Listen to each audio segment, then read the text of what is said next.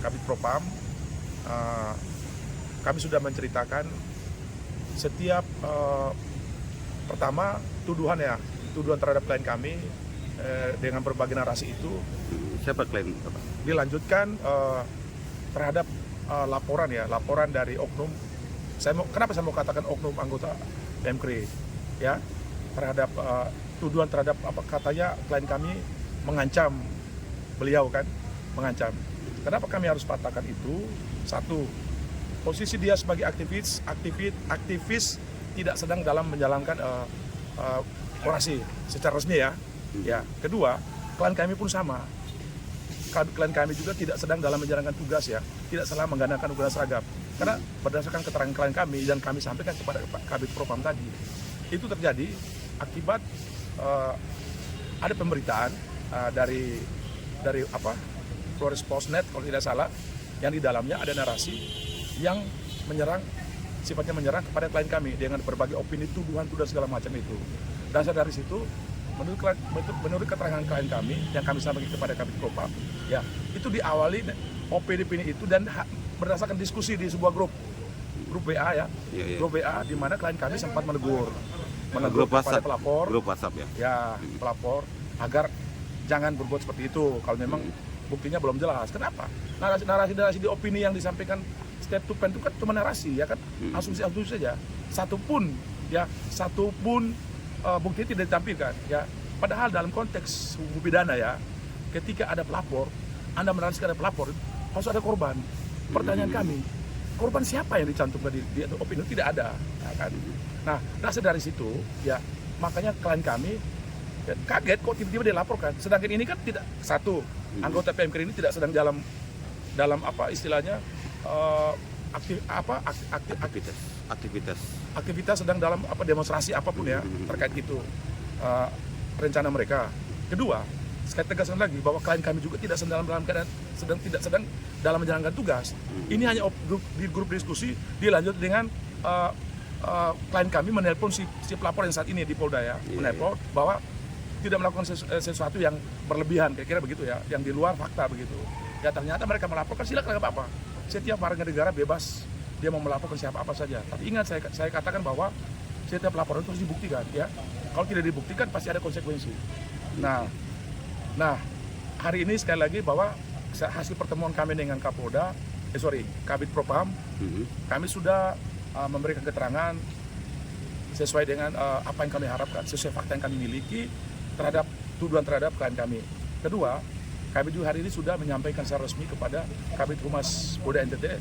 Ya silakan untuk memberi informasi seluas mungkin kepada masyarakat NTT sesuai fakta ya. Jadi tidak ada yang kira-kira mau membuat narasi yang sifatnya keluar dari fakta, itu tidak boleh juga. Masyarakat NTT harus diberi edukasi yang baik gitu. Nah, untuk itu saya serahkan mungkin lebihnya kepada rekan saya, Bung Juan, mungkin ada tambahan yang akan sampaikan. Tambahan mungkin Bung Juan. Baik, izin melanjutkan. Jadi saya mungkin fokus ya, saya tegaskan kedatangan kami pada siang ini ya, ke Polda NTT adalah kami bertemu langsung dengan Kabid Propam Polda NTT untuk komunikasi dan juga klarifikasi terkait postingan kami di TikTok Koalisi Laki ya, dan juga kami sampaikan alasan alasan mengapa TikTok itu masih diposting ya dengan judul yang kemarin ya agak sedikit ekstrem lah ekstrem ya. Iya, di sosial media ya. Ya itu begitulah kami sebagai kuasa hukum klien. Ya, yang penting kami menyampaikan berdasarkan data dan fakta kan gitu. Lalu tadi sudah diklarifikasi dan jelas, kami apresiasi dan terima kasih ya Bapak Kabid Propam Polda NTT dan Kabid Humas ya, tadi sudah melayani kami dengan baik. Yang jelas Bapak, siang ini kami mendapatkan informasi dan itu fakta yang kami sampaikan setelah kami klarifikasi ke Bapak Kabid Propam tadi, bahwa Kabid Propam ya tidak mengetahui ya, dan tidak pernah memerintahkan ya anggotanya ya untuk melakukan pemeriksaan terhadap klien kami melalui telepon. Melalui telepon. Ya. Jadi itu sudah tidak sesuai SOP dan itu ada miskomunikasi ya. Kita tidak bisa mencampur itu urusan di dalam. Yang jelas tadi Kabid Propam juga sudah mengatakan dengan tegas ya akan mengambil sikap akan mengambil sikap tegas juga kepada oknum ya, oknum anggota yang berusaha ya mengintimidasi klien kami. Di luar SOP.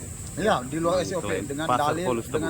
melakukan pemeriksaan. Jadi pasar. pemeriksaan ya, pemeriksaan macam apa? Masa sekelas kadif sekelas propam Pol NT melakukan pemeriksaan dengan menggunakan telepon gitu. Ya, ya.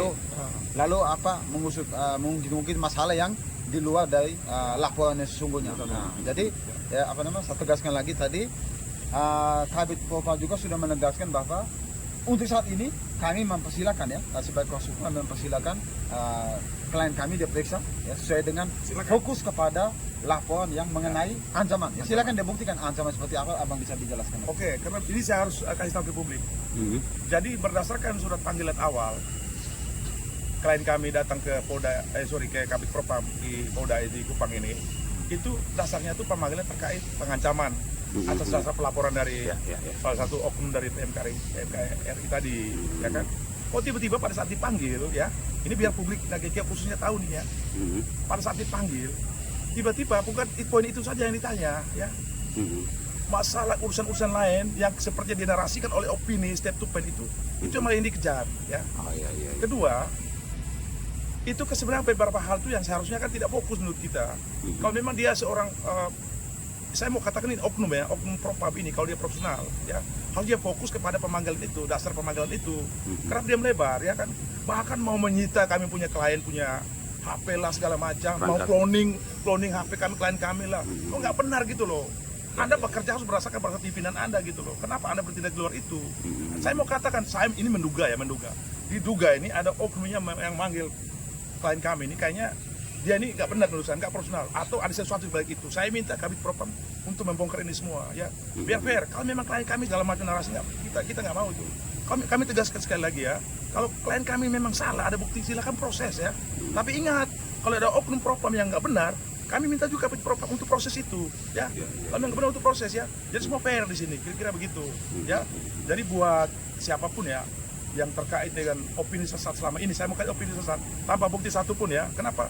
Kalau kita bicara hukum pidana, ada pelaku, ada korban. Kenapa? Semua narasi hanya mengatakan bahwa klien kami itu adalah pelaku begini-begini dengan tuduhan bahwa kan kami sendiri, saya sebagai lawyer pun di fitnah juga begitu ya. Bahkan mungkin ada narasi yang bilang di backing orang kuat di Jakarta segala macam, harus dibuktikan ya, harus dibuktikan. Ini negara hukum ya. Karena selama ini hanya cuma pelaku saja, klien kami sebagai pelaku yang dinarasikan, tapi korban satu pun tidak dicantumkan dalam opini. Jadi sesat itu menurut kami ya. Karena begini, dalam konteks hukum pidana pelaku harus ada korban. Kalau nggak ada korban, terus siapa yang dirugikan ya kan? Terus mau terkait delik aduan segala macam tuh harus ada orang yang mengadu gitu loh, mengadu atas perbuatan yang dilakukan oleh klien kami. Itu yang benar gitu loh, sehingga dasar untuk memproses, untuk memanggil si klien kami kalau memang itu pelanggaran kode etik. Jadi terakhir sekali lagi kami tegaskan, kami terima kasih dengan Bapak Kabit Propam yang begitu bijaksana.